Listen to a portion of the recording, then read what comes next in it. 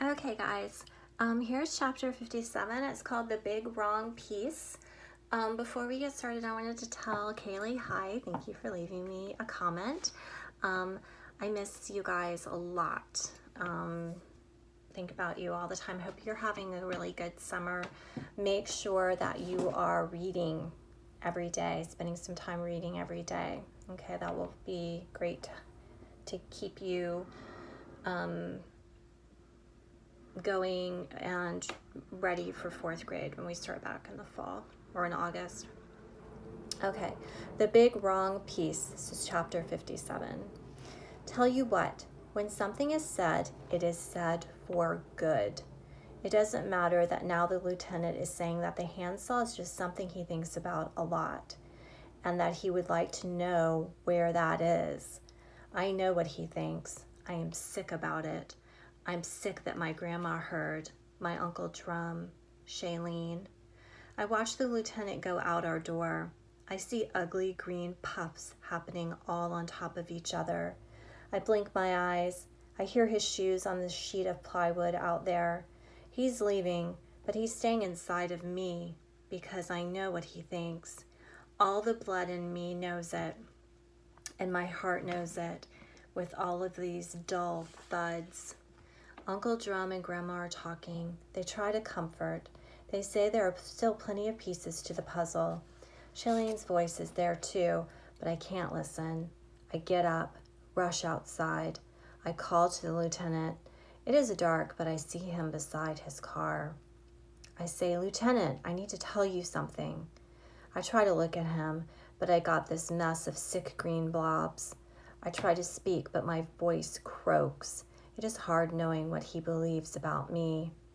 I say, there have been a lot of times I have talked to you and listened to you, and you say something and I say, yeah, to agree, because it seems rude to say that you are not right, but you are not. You have things wrong about me. There is a big wrong piece in your puzzle. I see him nod. He says I would like for that to be true. The trouble is, Mason, I have to draw all conclusions on my own. You were the last one to see your friend alive. There that is again. Makes me sound special, but it is not. He says, but you and I have a problem. I feel like you don't give me much to go on. You have the notebook, and you don't even have to write in it by hand anymore. I told you the typing is fine with me. Fine. I know the lieutenant is right about that. Takes me down to nothing but a whisper. I say, I'm sorry.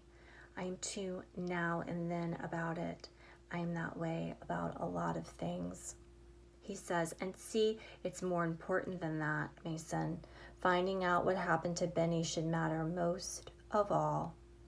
The lieutenant tells me to think that over. When he drives away, I wait there. I start to think about all the sad-to-see-you faces in Merrimack. I see them. Andy and Franklin, and the clerk at Bishop's Hardware. Irene in her hairnet, and Stuart at the grill. Margie up at Calvin's house. All of them.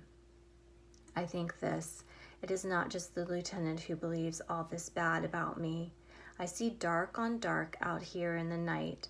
I blink, then taste a splash of salt. I put my hand in my pocket, close, sweaty fingers on the loyal rock. Smooth and round, I pull it out, draw my arm back. I wing that rock across Swaggertown Road. I hear it hit pavement somewhere not far up on Jonagold Path. I go back inside, walk past my supper, on through to the stairs.